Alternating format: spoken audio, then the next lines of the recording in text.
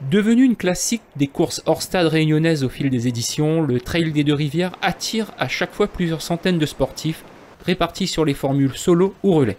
Une épreuve corsée avec plus de 62 km et 2800 mètres de dénivelé positif qui en font une course qualificative pour les grands rendez-vous du mois d'octobre. Sur les rudes sentiers de Cap-Blanc, Grand Pays et du Nez de Bœuf pour ne citer que cela, c'est le Saint-Josephois Johnny Olivard qui tire son épingle du jeu, s'imposant au scratch en 6h31 devant un autre local, Paolo Vell, récent vainqueur de la Transvolcano. Je suis parti à la sensation, je me sentais bien dans mon rythme. Alors j'ai pas cherché à regarder autour de moi. J'ai essayé de gérer la montée le plus possible. Je débarque là au deuxième d'Eia Paolo. Mais après, voilà, c'est le plus fort en montée. Moi, j'ai essayé de gérer le plus possible. Faut pas avoir trop d'écart pour revenir dans la descente. Chez les dames, Angélique Lesport réalise une très belle performance en 8h29 et se classe à une remarquable 14e place au général. Sur la course en relais, le duo de choc composé de Romain Fontaine et Christopher Camachetti se distingue sur un tracé rendu compliqué par les récentes intempéries.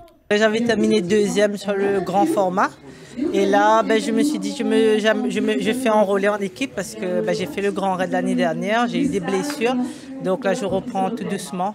La rivière est vraiment détruite mais l'organisation ils ont super bien balisé et il fallait rester vigilant, il fallait suivre mais c'était dur.